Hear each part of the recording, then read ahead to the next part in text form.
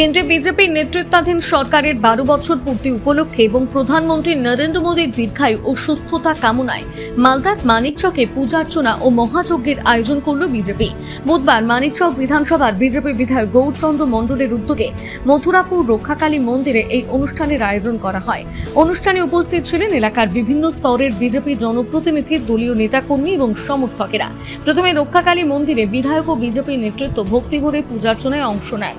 পরে মন্দির প্রাঙ্গণে প্রধানমন্ত্রী নরেন্দ্র মোদীর প্রতিকৃতির সামনে মহাযজ্ঞের আয়োজন করা হয়। বিজেপি নেতৃত্বের দাবি, কেন্দ্রে বিজেপি সরকারের 12 বছরের সাফল্য এবং প্রধানমন্ত্রী নরেন্দ্র মোদীর সুস্থতা ও দীর্ঘায়ু কামনা করে এই মহাযজ্ঞের আয়োজন করা হয়েছে। পুরোহিতদের মন্ত্রোচ্চারণের মধ্য দিয়ে যজ্ঞ পুজোর বিভিন্ন আচার অনুষ্ঠান সম্পন্ন হয়। এই প্রসঙ্গে বিধায়ক গৌরচন্দ্র মণ্ডল বলেন, আজকে মোদীজি, ভারতীয় জনতা পার্টি এবং মোদীজির সুশাসনের 12 বছর পূর্তি উপলক্ষে মানিকচক বিধানসভার ভারতীয় জনতা পার্টির পক্ষ থেকে মা রক্ষাকালী মন্দিরে পূজা দেওয়া এবং যজ্ঞ অর্চনা করা, পূজা অনুষ্ঠানের মধ্যে মোদীজির 12 বছর অর্থাৎ সুশাসনের 12 বছরে তার পূর্তি উপলক্ষে যজ্ঞ অনুষ্ঠান এবং পূজা অর্চনা মা রক্ষাকালী মন্দিরে করা হচ্ছে। কেন বলুন তো? মা রক্ষাকালী মন্দির মানিকচক বিধানসভার খুব জাগ্রত।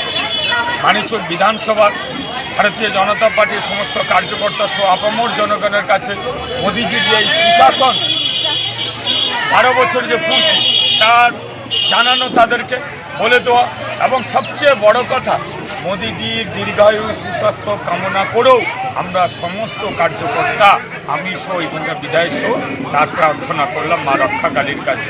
এবং মা রক্ষাকালীর এটাও প্রার্থনা করলাম, পশ্চিমবাংলায় ডাবল ইঞ্জিনের সরকার হয়েছে, যার মোদীজির নেতৃত্বে যার মুখ্যমন্ত্রী হয়েছে শুভেন্দু অধিকারী মহাশয়, পশ্চিমবঙ্গে স্বর্ণ যুগের সূচনা হয়েছে, মানিকচকেও সার্বিক উন্নয়নের সর্বধর্ম নির্বিশেষে স্বর্ণযুগের সূচনা হয়েছে।